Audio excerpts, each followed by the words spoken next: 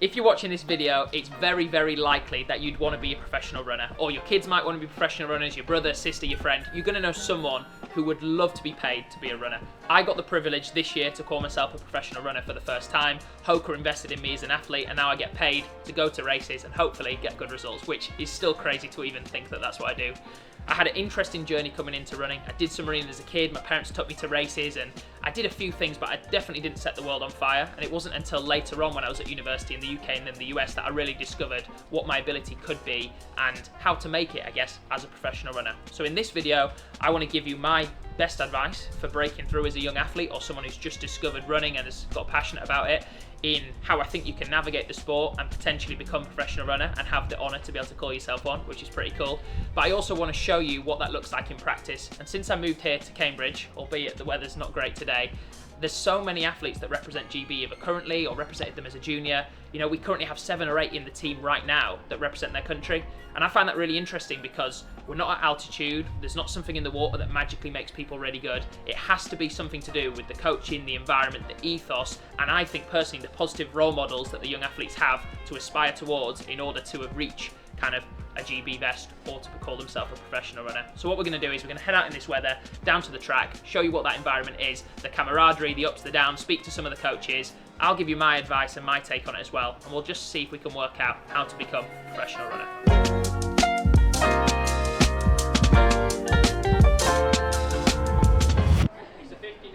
Alright, we're here at the track with my first bit of advice, and this is the boring one that I'm going to get out of the way. It's consistent training. Everyone on YouTube tells you consistency from pros to juniors to whoever it is, but it's just simply because it's true. You have to turn up to training on good days, bad days, rainy days, sunny days, whenever it is, and make sure that you're getting the required work done. So consistent training is number one. That means weeks, months, years, however long it takes. Second bit of advice I've got for you is about coaching guidance. Always trust people that have got more experience. I don't know how to coach 14 or 15 year olds. This guy right here does. Rick, what's the session? So 6 times 300, 1500 metre pace and 4 times 200. And basically this is just a tune up for English schools, which is this weekend.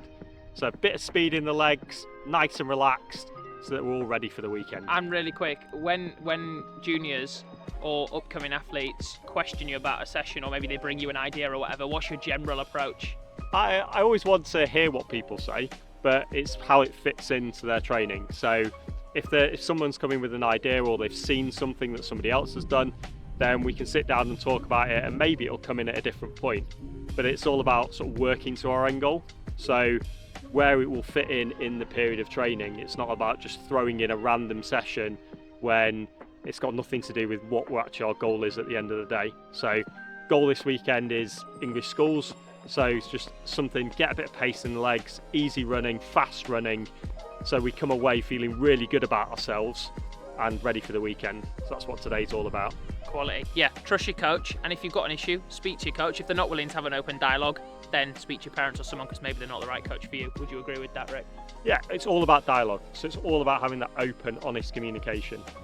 So it's all about that two-way communication, because they may have a great idea, but just when it comes in. And really quick, just for some context of the video, I know you've got to start the session. How long have you been coaching the boys and girls group here, and like, what's the dynamic like with you? So I've been coaching here for 10 years now. So I've been down in Cambridge, and some of the athletes who are training here tonight, I've known since they were 11 years old.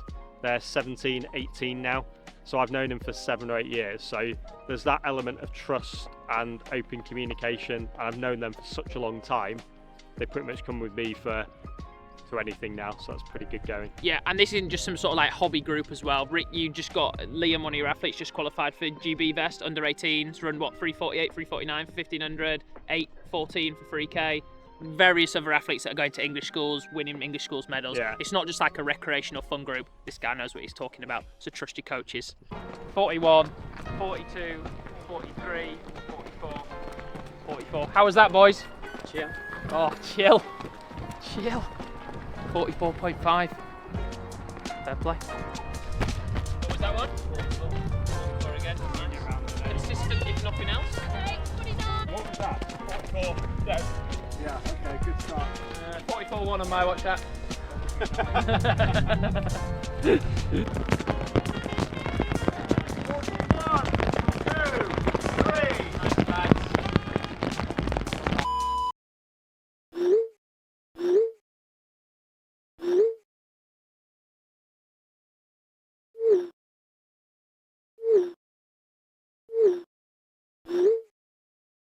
Well, this is awkward, but it does bring me on nicely to what tip number 3 actually is, which is that everyone makes mistakes. At some point, you need to be prepared to fail, try something new, try a challenge, and expect it to not go perfect every single time. If you keep doing well and you keep smashing everything out the park, you're probably not pushing yourself enough. So yeah, just like this video, everyone makes mistakes.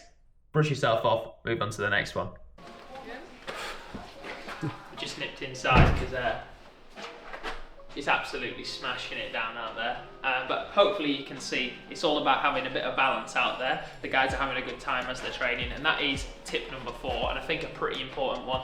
When you're a young athlete, having a balance with school, other hobbies, going out and seeing your mates, seeing your family, and also training, and recognising running is not the be all and end all. Don't let, you have to make some sacrifices, but don't take running too seriously until you need to. If there ever comes a time in your life where you have to decide running or something else, it probably means you're at the sort of level where things are starting to get serious, So yeah, have some balance with things. And if you're an older athlete, maybe you're not a young person, but you're kind of just taking your running seriously, and you're like, oh, I can't go down to the pub with my mates, or I can't stay up a little bit later to watch this, or whatever. Just put things into perspective and think, okay, I want to make some sacrifices, but also being a happy athlete and being emotionally in a good spot and having other interests and other passions can actually be a massive motivator for your performance. So just think about that.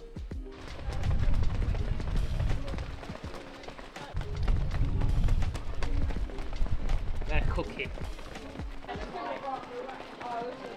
Alright, we're drying off and it's time for tip number 5. This is an important one, and I think it's massively overlooked by a lot of athletes, and that is celebrate your achievements. And by that I mean, in running, especially the way running is right now in 2024, there's always another thing to chase, someone that's got a faster time, someone that's at a competition that you want to get to. And it could be in your training group where there's people to catch, it could be elsewhere, it doesn't matter what level you're at.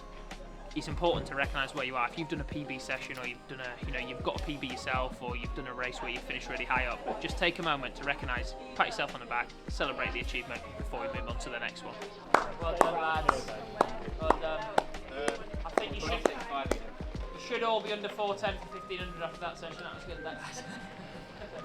We're in the car on the way back from the session. It all got a bit crazy with the weather, and luckily Alice has come to our aid and is driving us home, which is fantastic news. Alice, anything to say for the video? Okay, great. No. So, no, thank you very much for watching this. I hope if you're that was a bit bumpy.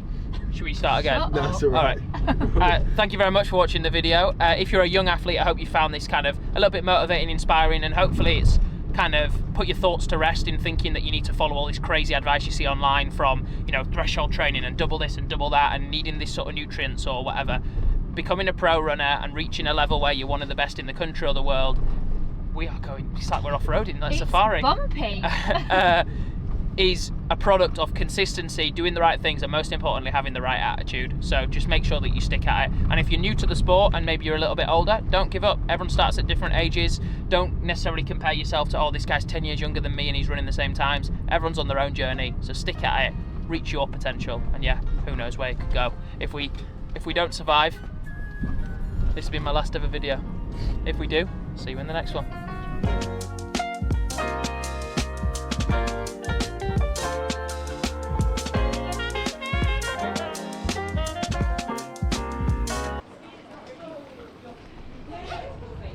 Don't lose it.